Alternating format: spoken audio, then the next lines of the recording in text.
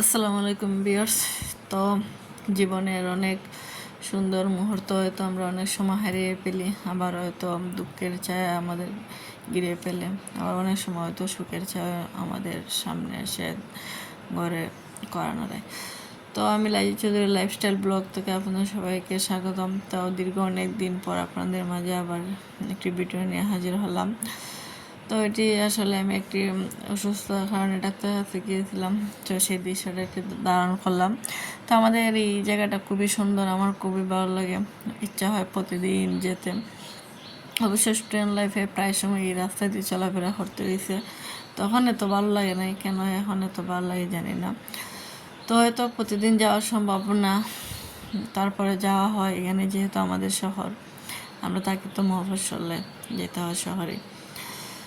তো এই তো জীবনের গতিভাবে চলে যেতে হয়। আসলে জীবন মরার জন্য এক ফোঁটা বিষই যথেষ্ট, কিন্তু দুনিয়াতে বাঁচার জন্য আমাদেরকে অনেক বেশি বিষ পান করতে করতে হয়। কখনো কোনো অন্যায় না করেও আমাদেরকে মাফ চাইতে হবে। কখনো কখনো মানুষকে সহজে মাফ করে দেওয়া লাগে। কখনো আপন মানুষকে হারানোর কষ্ট আমাদেরকে সহ্য করতে হয়। কখনো আমাদেরকে প্রতারিত থেকে সহ্য করতে হবে। কখনো কষ্টের অভাব সহ্য করতে হবে। কখনো কখনো আমাদেরকে এমন এমন কষ্ট সহ্য করতে হবে, কখনো আমরা মেন্টালি প্রিপেয়ারই ছিলাম না।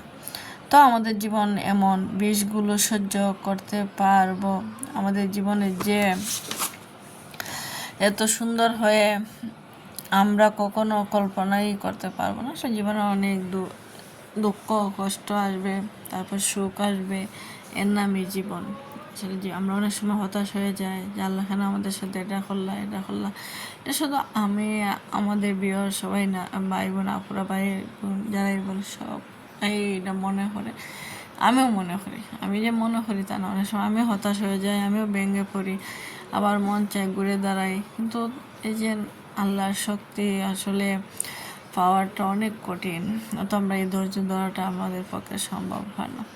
তারপরে জীবনের গতিতে হয়তো চলতে হবে।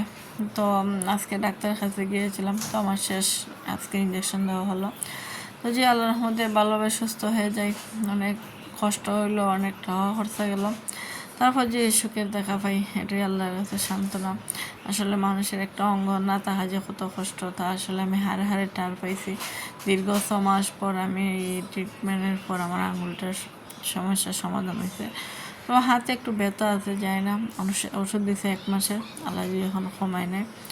তো দোয়া করবেন যাতে আমার হাতটা সুস্থ হয়ে যায়। আসলে আমরা মানুষ, তো বাঁচতে হবে, আমাদের তো সংসার আছে, ফ্যামিলি আছে, পরিবার আছে। আর জীবনে আর কার জন্য বাঁচো আর না বাঁচো, বাচ্চাদের জন্য তো মুখের দিকে তাকিয়ে বেঁচে থাকতে হয়।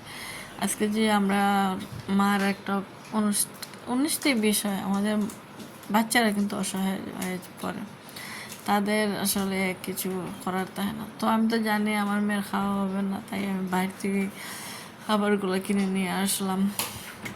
আসলে বাসায় এসে তো রান্না করা আমার পক্ষে সম্ভব হয় না, 2 দিন যাই আমি অসুস্থ থাকি।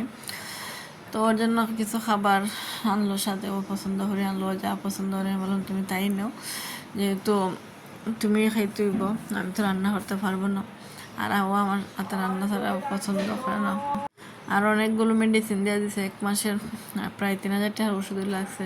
ইঞ্জেকশন তো জানেনি 3,000 টাকা দিতে হয়, তাই তারপর টাকার বিনিময়ে যে আল্লাহ আমার সুস্থ হয়ে দেয়, এটা আল্লাহর কাছে চাওয়া। তো এর আজকে চলে গেছিলাম মেয়ের স্কুলে। আসলে আজকে মেয়ের লাস্ট এক্সামের কারণে আমি এতদিন অ্যাক্টিভ থাকতে পারিনি ইউটিউবে।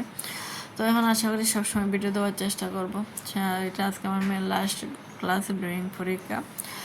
তো ফ্রেন্ড সার্কেলের সাথে একটু শেয়ার করে রাখলাম ভিডিওটা। আমি ওই একজন ম্যামের মাধ্যমে করে রাখলাম, যাতে স্মৃতিগুলো আমি রাখতে পারি মেমোরিতে। হয়তো অনেক সময় ওরা এক এক জায়গায় এক একভাবে চলে যাবে, ওরা তো বড় হইতেছে আস্তে আস্তে, ওদের 6-এ ওঠার পর তো প্রাইমারি লেভেল শেষ হবে, যখন হাই স্কুল লেভেলে যাবে তখন তাদেরকে বিভিন্ন জায়গায় বিভিন্ন স্কুলে বিভিন্ন হয়তো অনেকে এখানে থাকবে। তো তারপর একটু স্মৃতিটা ধারণ করে রাখলাম আর ফ্রেন্ড সার্কেলগুলো সবাইকে। তো একটু ক্যামেরা বন্দি করে রাখলাম, সবাই বিদায় বেলা। তো আজকে আমাদের লাস্ট